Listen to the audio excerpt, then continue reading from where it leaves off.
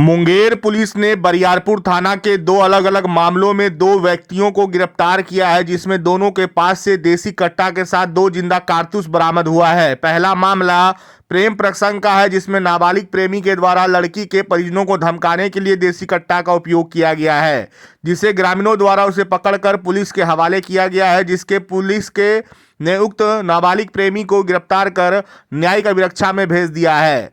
वहीं दूसरा मामला घास काटने के विवाद का है, जिसमें पूरा मामला इस प्रकार है कि कारेलाल मंडल की मां और बहन बंगाली टोला निवासी नित्यानंद शर्मा के गेहूं के खेत में घास काट रही थी, जिसको लेकर नित्यानंद शर्मा ने अपने गेहूं के खेत से घास काटने से मना किया और घास काट रही महिलाओं से उसका कचिया और रस्सी छीन लिया। और जब इस बात की सूचना कारेलाल मंडल को मिली तो वह नित्यानंद शर्मा के पास कचिया और रस्सी लाने गया, तो नित्यानंद शर्मा ने उसे पकड़ लिया और उसके साथ अपने घर ले गया और पुलिस को सूचना दी कि एक व्यक्ति जिसे घास काटने से मना किए जाने के बाद नित्यानंद शर्मा के साथ मारपीट की और गाली गलौज कर रहा है, जिसे ग्रामीणों ने पकड़ कर रखा। और ग्रामीणों की सूचना पर पुलिस जब वहां पहुंची तो उक्त युवक की तलाशी ली, तो उसके पास से एक देसी कट्टा और दो जिंदा कारतूस बरामद किया है। इन दोनों मामले में सदर डीएसपी राजेश कुमार सिन्हा ने अपने कार्यालय में एक प्रेस कॉन्फ्रेंस कर आयोजित कर पत्रकारों को बताया कि दोनों मामले में जांच की जा रही है। भी तत्काल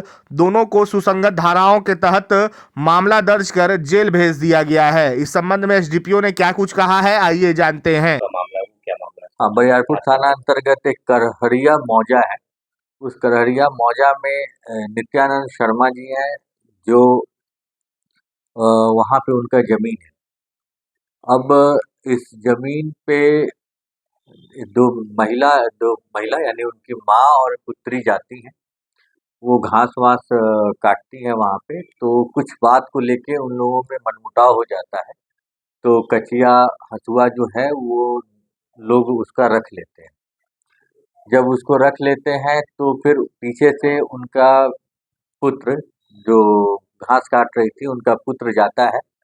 वो कचिया या हंसिया मांगने के लिए, उसी में कुछ बकझक होती है। बकझक होने के बाद नित्यानंद शर्मा जी उसको पकड़ के अपने घर पे ही रख लेते हैं और पुलिस को सूचित करते हैं। पुलिस जब वहाँ पहुँचती है तो उन्हें बताया जाता है कि इसके पास से, कारेलाल मंडल के पास से एक पिस्टल एक कट्टा और दो जो राउंड है वो प्राप्त हुआ है। पुलिस उसको सीज करके सुसंगत धाराओं में सीज की है। उस व्यक्ति को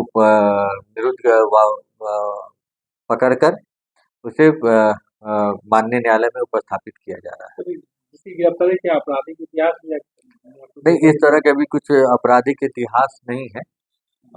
हम लोग इसमें तफ्तीश कर रहे हैं दोनों बातों का कि जो हमारा अभी अनुसंधान चल रहा है। लड़का जैसे बता रहा था, जिसे हम लोगों ने माननीय न्यायालय में उपस्थापित किया जा रहा है, वो बता रहा है कि ये उसका वेपन नहीं। तो इस संबंध में भी हम लोग कार्रवाई एविडेंस कलेक्ट कर रहे हैं।